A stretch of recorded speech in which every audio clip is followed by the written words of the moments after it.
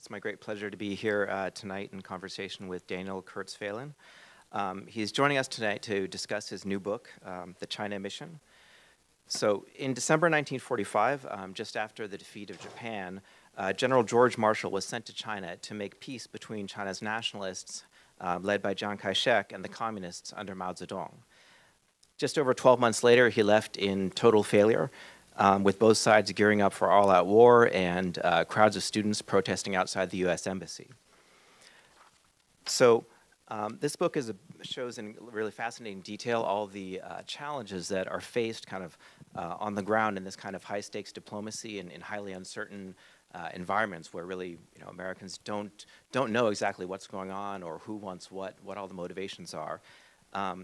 And this was not the first and definitely not the last that America has tried to intervene and bring peace to a state torn apart by conflict. Both from our own self-interest, concerns about what would happen if the fighting continued, and also from a sense of responsibility as what by this period had become the most powerful nation on earth. So I highly recommend it as a really readable insider's view that captures a lot of what it's like to try to succeed at this sort of impossible task. So tonight what I want to start off by is just discussing the book itself and the events of this amazing period, and then transition from there to a discussion of what this might teach us about the challenges of diplomacy in general and how America might think about dealing with its current international challenges. So Dan, first off, for those who don't remember, why don't you remind us who Marshall was and what he did before the period covered in this book? My guess is that most people who aren't big diplomacy buffs have probably heard of the Marshall Plan in the post-World War II reconstruction of Europe, but they might be a little bit hazy on the details. And people who are really interested in, or at least moderately interested in World War II are probably more likely to have heard about the role of the commanding generals like Patton, MacArthur, or Eisenhower than Marshall, even though, as you discussed in the book, he actually played quite a major role. So why don't we start by that, just who was Marshall? Of course, and thank you so much to World Affairs and to Peter for doing this tonight. Marshall, I think most people who know the name remember him either as one of the kind of leading Allied generals of World War II, or as the Secretary of State who was one of the creators and the namesake of the Marshall Plan, which saved war-torn Europe in the early years of the Cold War. I'll kind of go to the moment when this book starts in November 1945.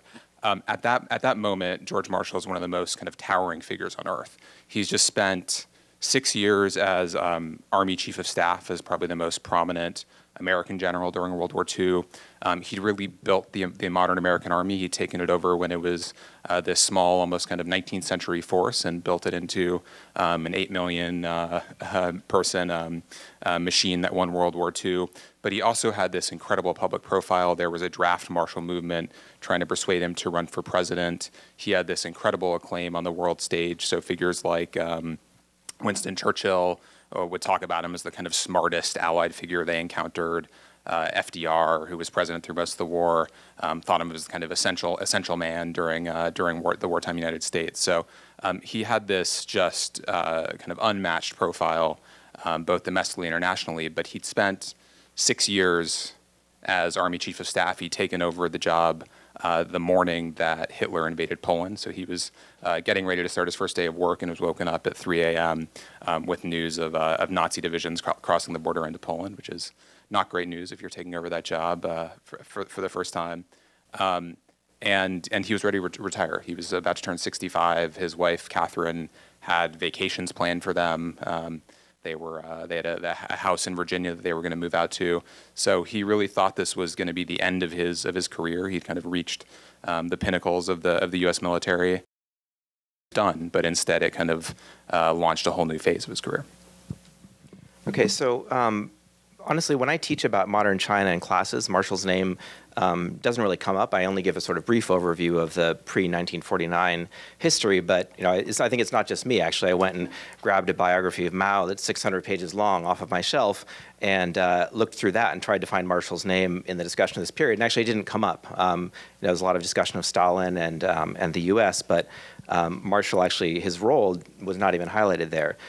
So So what is this story and why is it so important? Like, why did you choose this topic? Because it seems like, in a sense, both from the perspective of Marshall's sort of, amazing career, and from the perspective of that sort of maybe inevitable,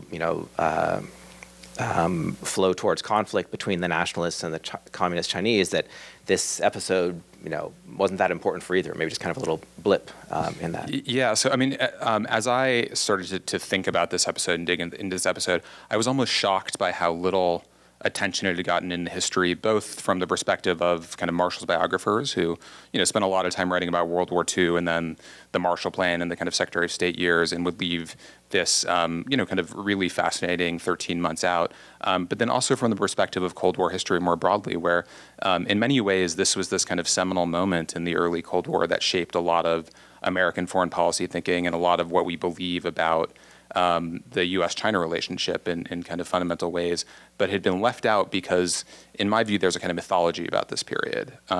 We think of this as the moment when modern American leadership was founded. We think of it as this moment when, the greatest generation and the wise men were kind of striding the earth, creating this new model of American foreign policy.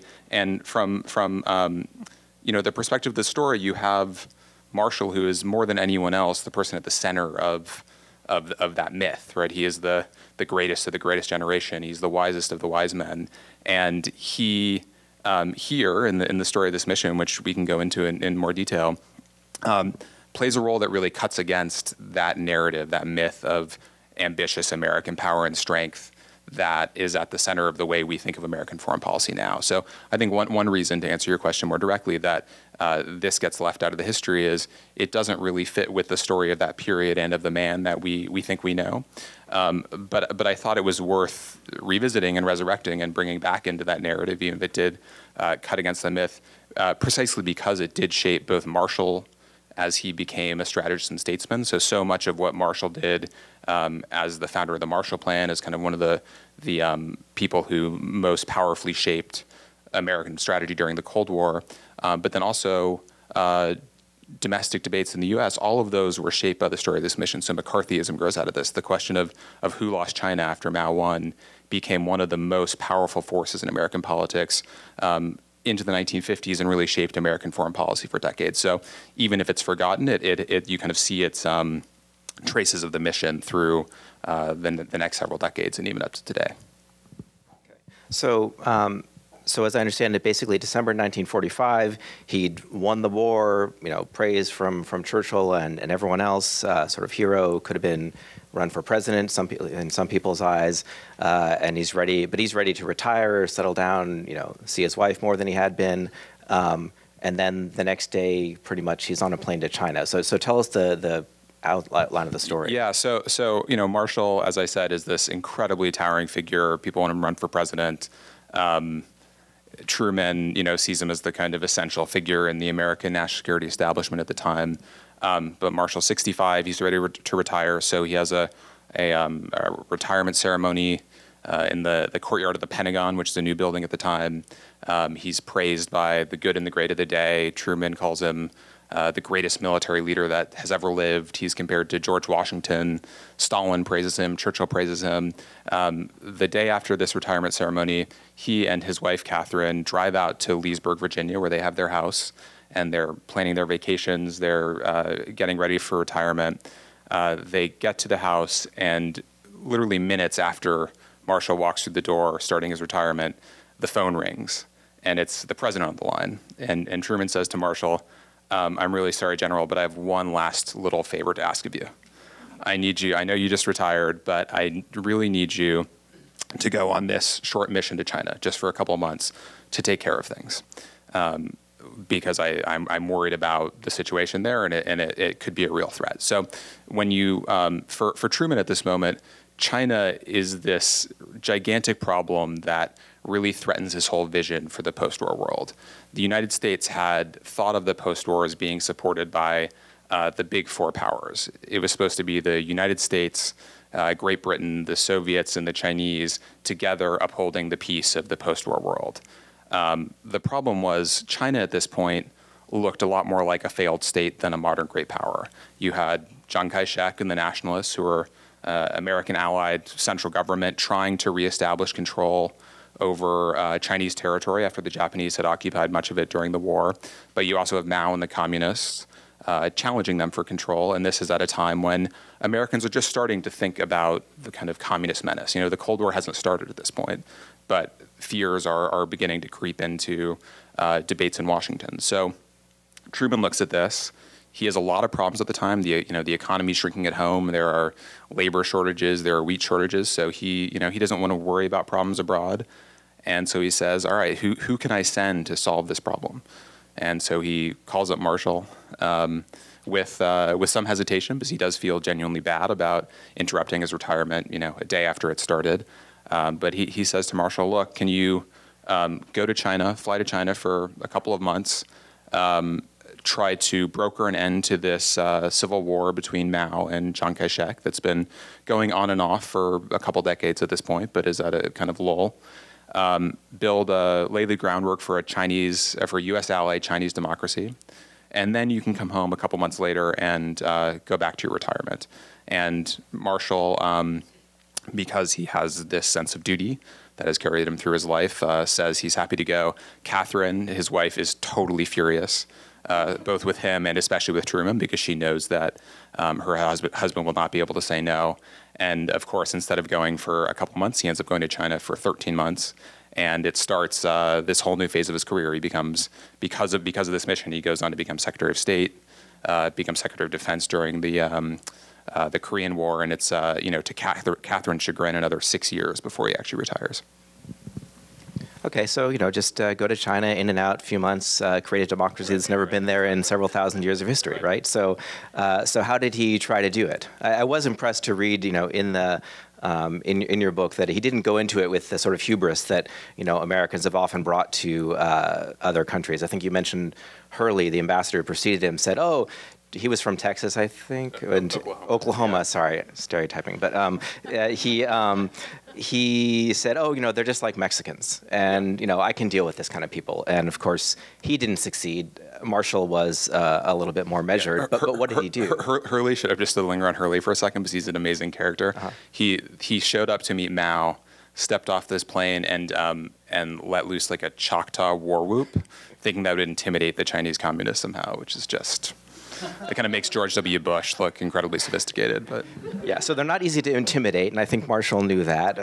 So what did he try? So Marshall is a pretty hard-headed character. He is not, the kind of that goal. The goal of the mission sounds incredibly grandiose in some ways, in retrospect, but this was really central to American foreign policy at the time. This was not a kind of fanciful vision that Marshall himself had defined for the mission, and he goes and. What strikes people who are there watching him and interacting with him when he arrives in Chongqing, which is this kind of war-torn city in inland China where the Chinese nationalists have retreated during the war to escape the Japanese invasion. It's kind of teeming with refugees and diplomats and spies and journalists, really kind of fascinating wartime scene. Marshall shows up there. He's this world-renowned figure. People kind of expect him to stride in with a plan. And instead, he just says almost nothing for weeks. He just sits there and lets people talk to him and asks them kind of very basic questions, but mostly just listens. And you read these kind of hilarious accounts from diplomats on all sides, including on the American side, saying, "What is this guy doing?" They're kind of spooked by his silence. But it's very much the Marshall way, where he kind of takes in information for several weeks, and only then does he kind of really start to work. But one thing that was very surprising to me, as I kind of track the early months of this mission, is how swept up he was as it seems to start to work. So, he realizes it's going to be a hard task, but after he's been in China for 3 or 4 weeks, he starts to make progress. He sits down with the three sides in these kind of long daily conversations, and within a few weeks of this, because he's throws himself into it so tirelessly, because he's such a commanding figure, to the extent that even Stalin is kind of backing his efforts, kind of waiting to see what happens at the time. He manages in these first weeks to get a ceasefire in the Civil War, so both sides agree to stop fighting. They agree to a plan to merge their armies, so they're actually going to take the Nationalist Army and the Communist Army and create one national Chinese army. and they even agreed to start working on a democratic constitution. So Marshall hands Chiang Kai-shek a draft Bill of Rights in secret and says this should be the basis for a new Chinese constitution, for a new Chinese democracy. And Jiang is kind of annoyed by the gesture, but he says okay, and that becomes this blueprint for a new democratic China. And so within about 6 weeks or 7 weeks of Marshall getting there, people across the world, in Moscow, in Washington, around China, are saying he has saved China. He has saved China from civil war. In Washington, they're saying he saved China from communism. And there's really this moment when the future for China, for the U.S. and China, and for the Cold War looks entirely different. So sounds like a great plan, but Chiang Kai-shek had tried to murder the communists previously when they were part of his army and supposedly on the same side fighting the Japanese, and the communists were similarly pretty cutthroat. So what was his idea to make this, not just on paper but stick? And I guess it didn't work out. So sort of how did the rest of it progress? Right. So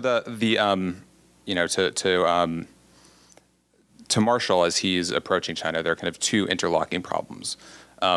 The communists say, we will not lay down our weapons until we are part of a new government. And the nationalists say, we will not let the communists into government until they lay down their weapons. So Marshall has this very kind of delicate choreography to try to make these two things happen at the same time.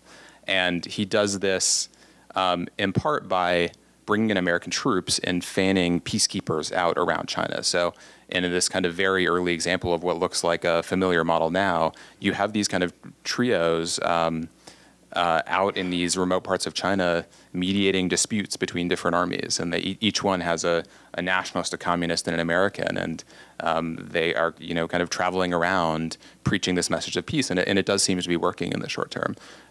The key as well is that Stalin, as I said, the Cold War is kind of just starting to take shape. The forces you can kind of see the forces at play, but no one really knows what the world's going to look like. George Orwell has just coined the term the Cold War, and people are trying to figure out what this new new global system will mean. And at the time, Stalin says, I don't think Mao can win. I don't think the Chinese communists are really communists. It's these kind of peasant armies that don't look like the kinds of revolutionaries that Marx told us we were supposed to look for, and that drove the revolution in the Soviet Union. So Stalin is saying to Mao, look, you've got to cooperate with Marshall. And the Americans are telling the nationalists, their allies, that they've got to cooperate as well. So you have the international system really supporting a vision of peace. And that starts to change over the course of 1946 as Marshall is there. And that's in some ways the kind of critical change that happens. Marshall is in China trying to work out his plan. And when you look at the kind of internal communications of both sides, you do see Mao, for example, saying, look, we've really got to learn how to engage in politics. That's what the future is going to look like. Stalin is telling us this. The Americans are telling us this. They make plans to kind of start becoming part of new government. They're deciding which ministries they want and where the new capital is going to be, and only then does the Cold War really start to come into play. So you're saying so initially they're kind of thinking it'll happen. So why did it fall apart? So sort of Stalin shifted his perspective and decided actually that Mao could win, and so it's this really fascinating period over the first few months of 1946. In February, Stalin gives a very famous speech on Red Army Day on February 9th, 1946, where he starts to lay out a kind of Soviet vision for the Cold War. Right after that, George Kennan, who's a young diplomat in the American embassy in Moscow, writes his famous long telegram laying out the American vision of the Cold War. And then in early March, Winston Churchill gives his famous Iron Curtain speech in Fulton, Missouri. In a kind of eerie historical coincidence, the same day that Churchill is giving this speech about the Iron Curtain falling between the West and the communist world, Marshall is in Yan'an, the Chinese Communist headquarters, meeting with Mao, preaching this kind of vision of peace. And it's the kind of climactic moment of this first phase of Marshall's mission when things seem to be going very well, when he seems to have really laid the groundwork for this new democratic China. That same day, the Chinese communists are watching Winston Churchill in the United States give this speech about the kind of bifurcated world.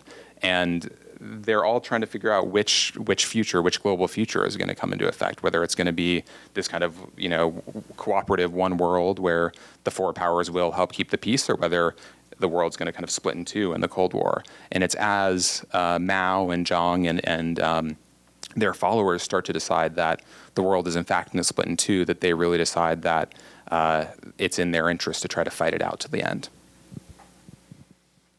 So you think if the rest of the world had not taken on this antagonistic Cold War perspective, then maybe with that sort of external pressure for peace, then potentially you might have actually seen these guys come to terms. Because certainly the narrative I'm more familiar with is, really they kind of pretend to be peaceful just as long as is necessary to look like they're prioritizing the country over their own victory. But these, it's just sort of a series of deals, long leading up till Marshall, where these things come together and then fall apart, come together, fall apart. Right. So there are kind of underlying forces that are have not been solved. They're kind of profoundly different visions for the future of China on the two sides. But there is this moment when you do have international conditions creating a lot of pressure on the two sides to become part of some cooperative arrangement for some time. And part of what Marshall thought he would do to secure this in place was pour assistance into China. So if you go forward a year or so, Marshall's talking about the Marshall Plan for Europe, where he's going to pour billions of dollars into Western Europe to try to both redevelop what are kind of war-ruined countries, but also to force cooperation among various parties, which he sees as the key to kind of preventing revolution and fostering democratic development. That is what he thought would happen in China. He thought he could, with the support of other powers around the world, he could get a cooperative government between the communists and nationalists, and using international aid really kind of use that moment of stability to set China on a different course. He knew that there were still very profound issues that were going to make that, even that course fairly rocky, but that was, as he saw it, the best way to avoid either an outright civil war or the other risk of a massive American intervention where millions of American troops would have to come in to support Chiang Kai-shek. So wanted to sort of shift gears now and think about, now that we kind of have a sketch of the story, what are sort of the lessons you think that we should learn from this or have learned from this episode? Obviously, there's proverbs about must learn from the lessons of history. On the other hand, we often refer very casually to historical events in a informal way that might lead to wrong conclusions or just Right. So I want to ask you specifically though about North Korea, since that's in the news so much, and I presume you've had some time to think about that as well. There's sort of a lot of, to me, it struck me reading this book this past week that there are a lot of interesting parallels in the sense between Trump's efforts with North Korea now and Marshall's in China. And obviously the men are pretty much about as different as you could imagine. Marshall is detail-oriented, self-made, humble, reserved, a student of history, and then there's our president. But the situation, it seems like, actually has a lot of parallels. There's a sense of like, we clearly have this implacable ideological foe who we don't have much in common with. But yet there's a sense, well, we can't just have a war because who knows, how bad it could be, right? With communist China, there was a concern about, do we go straight from World War II to World War III? A concern that existed, into the Korean War and afterwards. And then, of course, with North Korea, there's concern about nuclear weapons. There's also kind of the mysteriousness and ambiguous feelings about the Communist Party's side, right? We have Mao. Some people are like, oh, he's an agrarian reformer. He's really, kind of a nice guy. I think historically, if you know more about what he was doing behind the scenes with his own followers, you wouldn't think that, but he was able to present that to a lot of Americans. And similarly, we're not that naive about Kim Jong-un, but there is a sense that, well, maybe he's more of a reformer than his parent, than his dad, and maybe this is a chance to, work with. Is he someone we can work with, right? So that's my sense. But let me stop with the bad parallels and let you tell me what I should really think. So I've thought a lot about the kind of lessons of Marshall in the age of Trump, and for all the reasons you lay out, the analogy is such a stretch that it's hard to come up with any kind of concrete recommendations for, Secretary of State Pompeo or anyone trying to work within this administration. But, one thing that comes through very clearly in the Marshall story that I think applies both to the current round of diplomacy with North Korea, but also to the relationship with China today, is the dangers of wishful thinking and the dangers of kind of projecting hopes onto a foreign actor or foreign government that we have of which we have a very imperfect understanding, and building policy around those projected hopes and then dealing with the fallout when those come apart. So, we're at this moment with North Korea where we have had a very vague, optimistic set of statements coming out of a summit, and are leaving the kind of details to be worked out later. My worry now is what happens when the vague positive agreements break up on details and the kind of disappointments that come along with them.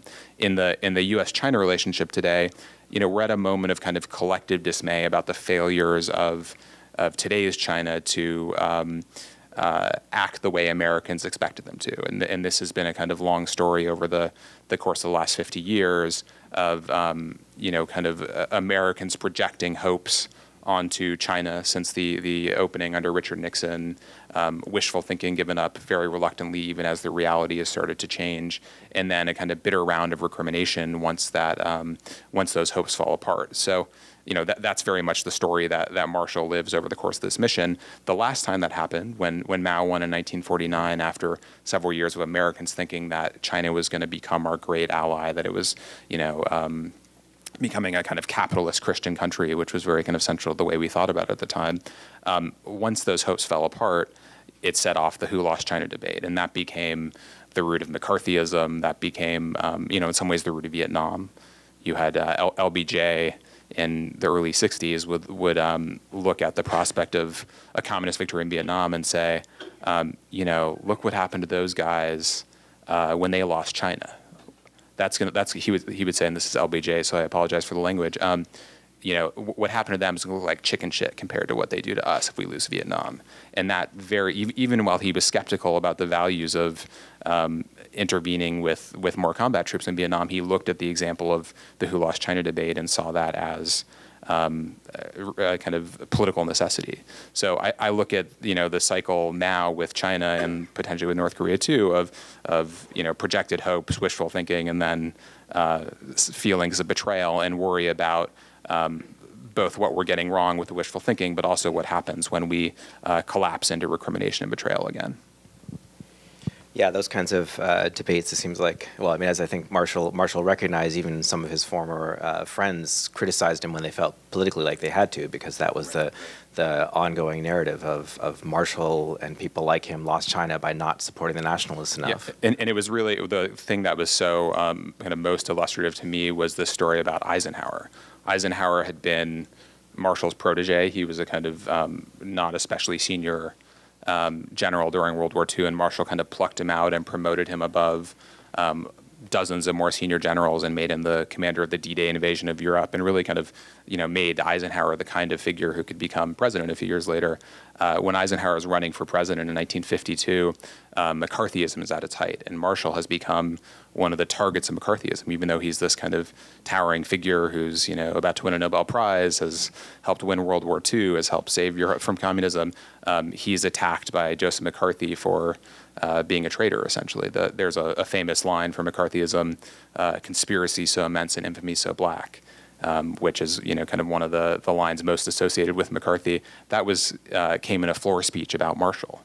And so Eisenhower, kind of seeing the politics as he's running for president, goes to Wisconsin and campaigns alongside Joseph McCarthy. And he's going on stage one day, and his plan to defend Marshall, his mentor, the man who's kind of made his whole career, and he gets so afraid of the political blowback that he instead embraces McCarthy. And essentially betrays Marshall. And this is Eisenhower, as someone we think of as a relatively honorable character at this point. But even he saw the politics as so powerful that he couldn't stand up for Marshall at the time. So it's interesting that sort of this is a few years later that this Who Lost China thing became so bitter that it Marshall became a target. So how? But I mean, it seems like a big failure right then, right? So he had won World War II, and then he totally fails at this one-year task. But then it seems like his career went quite well after that. Actually, he was chosen as Secretary of State, Secretary of Defense. So how did he sort of come back from that so rapidly and not see his career like actually? I mean, again, it wasn't that he even wanted to advance his career in this way, but people, despite his failure, saw him as so essential. So there's actually a really interesting contrast in his experience becoming Secretary of State and Secretary of Defense. He becomes Secretary of State. He's named as he's on the plane leaving China. So Truman watches what he's doing there, sees that Marshall has failed to achieve the goal that Truman had set before him, but so admires the way he's handled the diplomacy and so admires the way that he's handled himself that he decides to make him Secretary of State at this very critical time as the Cold War is really is really getting going. Marshall is confirmed unanimously by the Senate when he's nominated in 1947, goes on to do the Marshall Plan to kind of help lay the groundwork for NATO and all these these very important accomplishments of that era. A few years later, in 1950, the Korean War breaks out, and Marshall's again in retirement. Truman drives down to his house in Leesburg, to Marshall's house in Leesburg, and knocks on his door and says, "I'm really sorry, I have to interrupt your retirement one more time. Can you please come be Secretary of Defense for a few months?" And again, it's he says it's going to be a few months, and it becomes a year. But Marshall says to Eisenhower this time, I'm happy to come do it if you really want me to, but do you realize how toxic a character I've become? It's not going to be easy to get me confirmed. And that indeed is the moment when McCarthy starts to attack Marshall, when Marshall is nominated to be Secretary of Defense. So it's not really until Mao wins that people start to focus on this moment and decide that something else should have been done. And Marshall would look back and say, none of you believed that at the time. None of you would have accepted the risks of intervening in the way we would have had to really stop a communist victory. But the nature of the politics, then and now, was that people who, did not believe the thing at the time were happy to go back and say they did later. So what about for us? So we'll transition now and start. I've been collecting some questions from the audience here, and I'll try to synthesize some of them. One question kind of builds off that. Like, let's say, if we play Monday morning quarterback now with 60 years of retrospective, could we say that Marshall lost China? That if we had just backed Chiang Kai-shek with enough, at least financial and military resources, leaving aside whether we might actually send troops ourselves, but is it conceivable that he could have pressed the advantage and defeated the communists?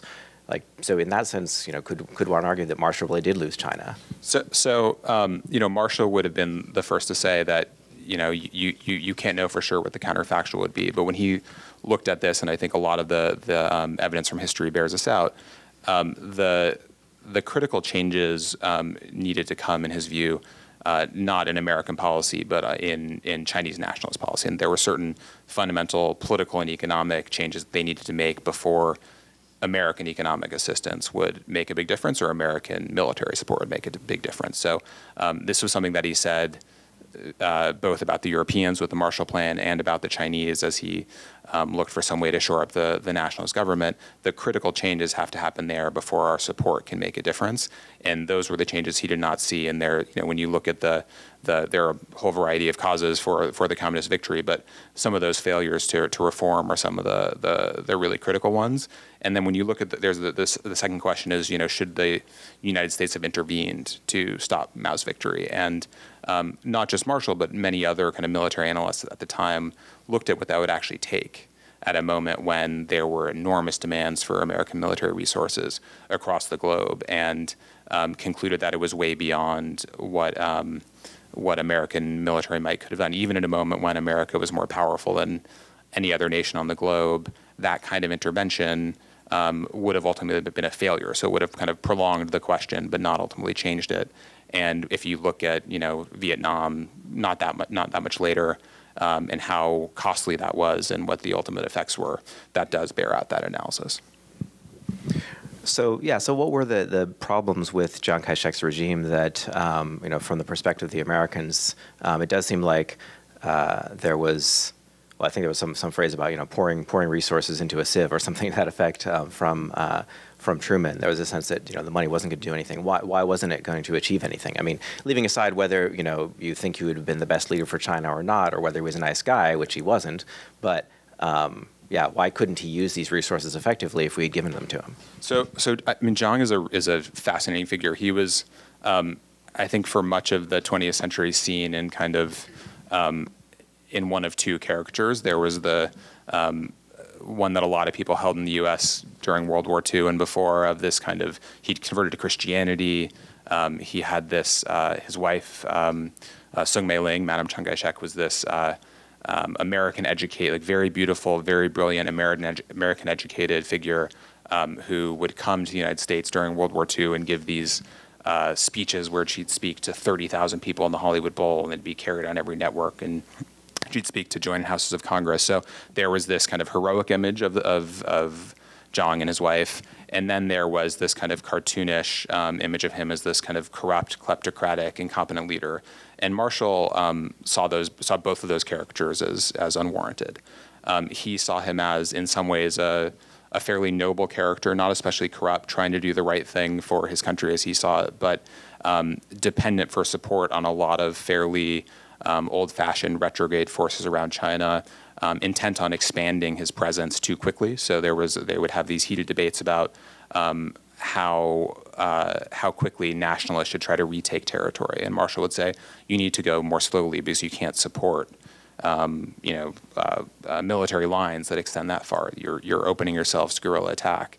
Jiang would say, no, I can do this more quickly. And ultimately, it was, Mao's strategy was to attack the long line. So Marshall sort of saw this happening. So it was in part a failure to get the economy under control. It was in part a failure to, in Marshall's view, liberalize the politics, but then also the difference in military strategy.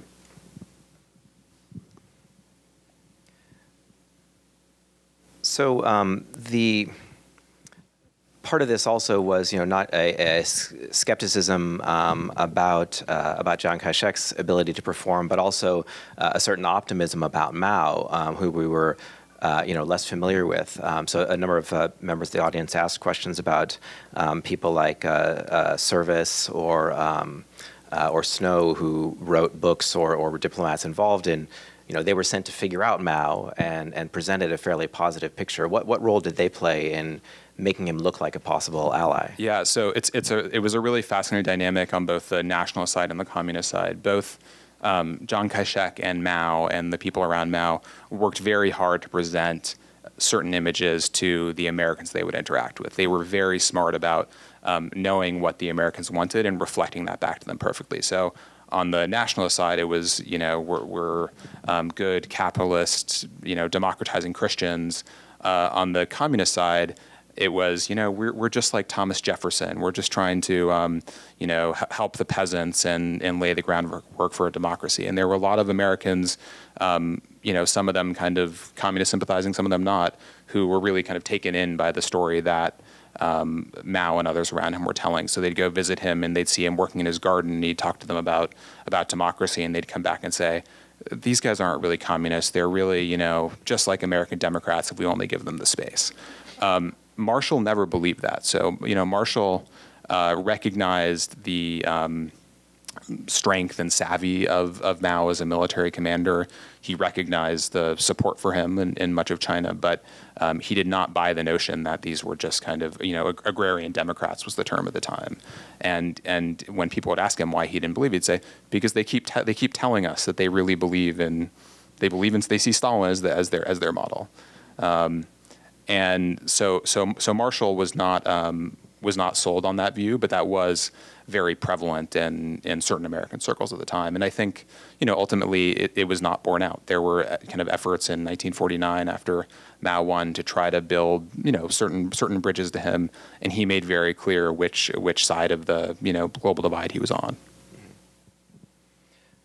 So shifting gears a little bit, or bringing it back to the present, there were also a couple of questions saying, Marshall seems like such an impressive figure, bringing sort of a lot of the best of American culture, both, in our best military leaders and diplomats. And is there anyone that you can see in the present administration who you would view as with the same level of respect? Keeping in mind that, of course, it's always easier to give people lots of respect in hindsight once their career is over. Yeah. So I come away from this book with very high regard for Marshall. Even though this is the story of a failure, I do not see this as a kind of revisionist attempt to take him down.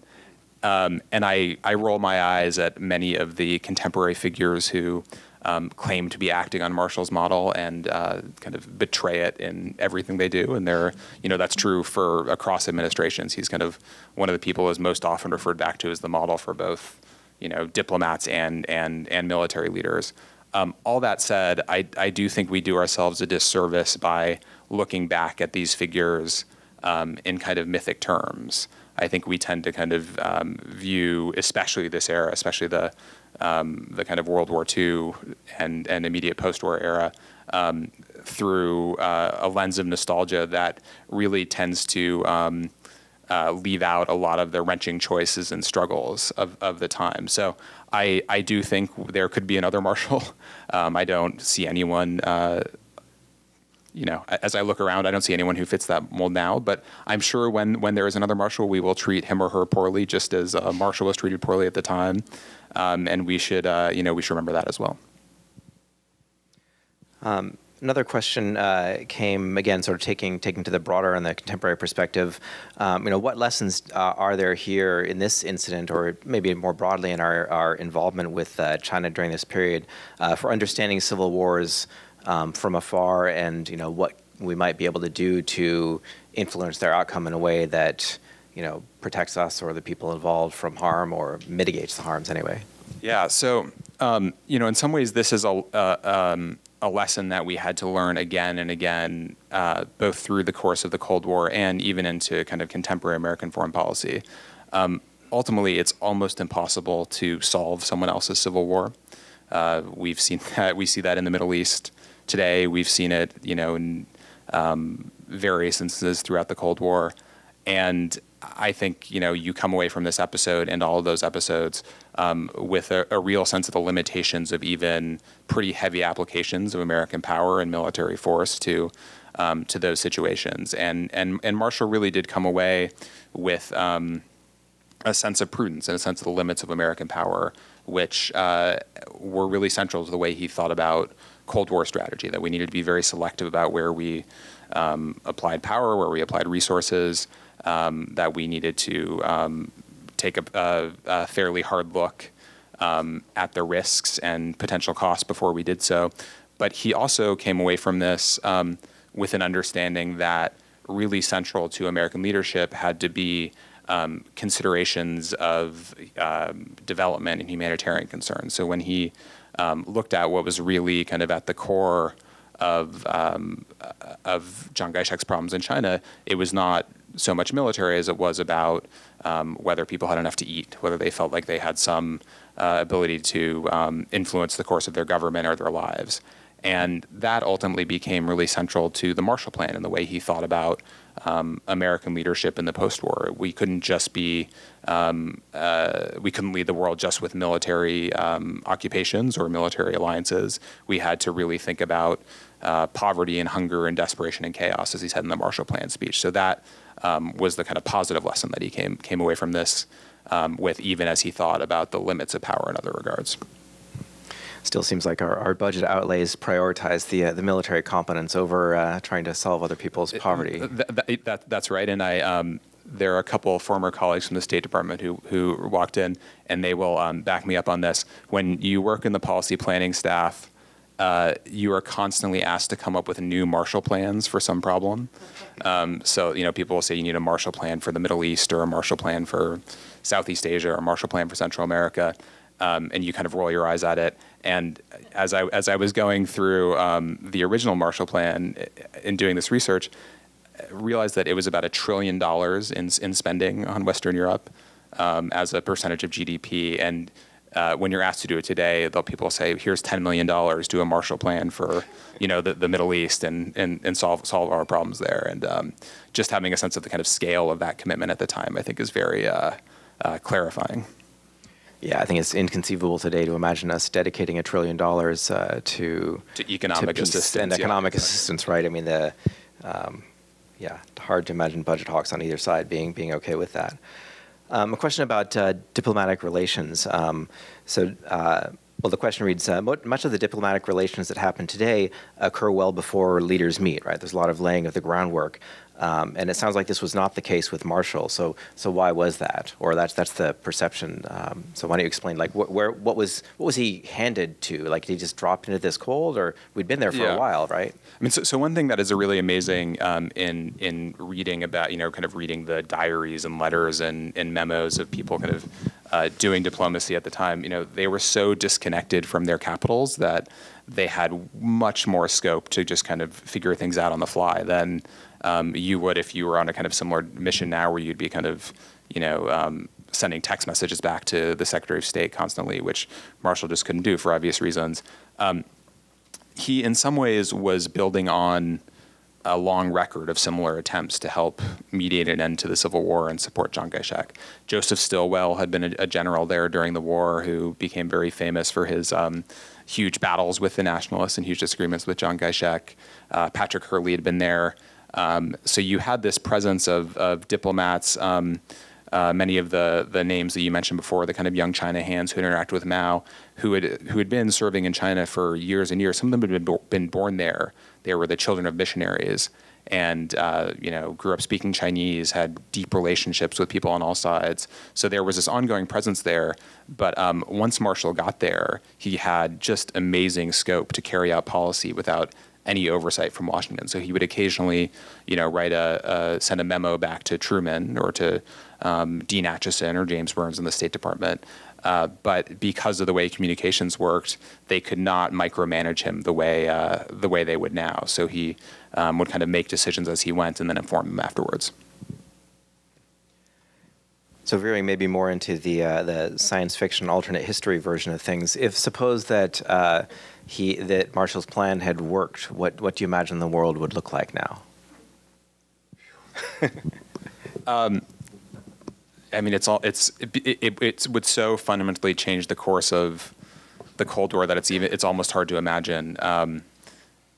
It would have changed the entire makeup of East Asia. You probably would not have gotten Vietnam and Korea. It's possible it would have focused tensions elsewhere, whether in Europe or in other parts of the developing world. But Asia would look kind of fundamentally different. We would see kind of China the way we probably see Japan now, actually. Yeah, I mean, I think that is an interesting, perspective, right? We think about this. I certainly think about this with, the benefit or the liability of knowing history, and imagining China becoming democratic seems sort of impossible. But also, imagine in 1945, imagining Germany being a successful democracy, or Japan, which we'd just been painting as the evil dictators, and they were led by, bad people, yet they did successfully transition to highly successful modern democracies and modern economies. You mentioned that not many people have written about this period before. So why don't you tell us a little bit about the research that you went into this book? There's a lot of great anecdotes, not just sort of from Marshall's own, stoic documentation of what he was going through and the policies he was trying, but also from people around them. So why don't you tell us about the research you did there? Yeah. So the kind of big traditional sources, which are, the official memos, the intelligence documents, they're kind of declassified military reports, which gives you the kind of official story, which is very important and kind of a core part of this. But in some ways, the most interesting material was not from the bold-faced names or famous characters who are kind of at the center of the story, but from a lot of the younger aides, advisors, younger officers who were kind of sitting on the sidelines watching. And they form, what I came to think of as a sort of Greek chorus to this story, especially two aides to Marshall, one of whom was a young military officer, young army officer named Hart Kahi, who was this kind of earnest guy from Pennsylvania who had a wife back home and a couple of kids, and he would write her these letters every day where he, talked about how much he missed her, and then would talk about what happened in his meetings with Marshall and his fears about, the start of World War III based on what he was seeing playing out on the ground in China. And then there was also a young diplomat Both these guys are in their kind of early 30s, totally unknown at the time. The diplomat's a guy named John Melby, who's this kind of cynical, hard-drinking, world-weary character, even though he's 32 at the time. And he is carrying on an affair with a woman named Lillian Hellman, who is a very famous screenwriter and playwright in the United States. And he's writing her these letters every day, where he, again, is talking about how much he misses her and asking her why she's not writing him more, but then also, describing not just what happened in the meeting with Marshall, but what happened in the hallway afterwards, and, describing who Marshall was mad at when they were in the car ride home after a meeting, and what was happening at the parties, and what they were drinking, and what the weather was like. And so you get all of this, texture, both about the kind of the meetings behind the meetings, but also the kind of human texture that is left out of the official documents, and also this kind of sense of the scene that is very, very hard to get from a intelligence report. And that to me, trying to kind of tell the story of this and give a sense of what it felt like to be there in the moment, and what these decisions looked like at the time in the lived-in moment. It was very important to have that full context, and not just to have the transcript from the meeting, but also the report of the gossip from the party. So how did these guys' letters come into the domain where you could find them? Were they archived somewhere, or did you dig them up on your own? Or? So in a few cases, I called around to any name I could find that seemed to be attached to this. I would kind of see if someone was still alive, if they had descendants, and found stray boxes of letters or photos. In two cases, these guys gave their papers, or their descendants gave their papers to libraries, and so you can open up a box and find a trove of love letters from the 1940s, which whether they should have been there or not is who knows, but it's almost like finding someone's like late night text messages from today, and being able to kind of piece through them and see what life was like. It may make the historical research a little bit more fun if there's some racy stuff mixed in with the geopolitics. Yeah. Got to be careful what I do with my letters. I don't have any geopolitics anyway, or racy stuff. But so that's wow, just quite a story. Thinking about the present, I guess there was one other just sort of little historical fact that you mentioned, is that when he was chosen to be when Marshall was chosen to be Secretary of Defense, that was in violation, or they had to get clearance for a rule that a serving general, someone who recently served as general, could not be Secretary of Defense, and that rule was not violated again, actually, until General Mattas was selected. So I don't know if there's any interesting parallels there, or I'd be curious about your view about why does that rule exist? Is it a good rule, and how does Mattas compare to Marshall, or the context of them? Yeah, the rule exists because the role of Secretary of Defense is to provide civilian oversight of the military, and if you take someone who's in uniform and put them in that role, it kind of violates the core principle. In the case of both Marshall and Mattas, you have military figures and people who have spent most of their careers in the military, but who have come to be real champions for diplomacy and development, along with military solutions. So, Marshall, before he's Secretary of Defense, has been Secretary of State and become the champion of the Marshall Plan and development assistance and humanitarian aid.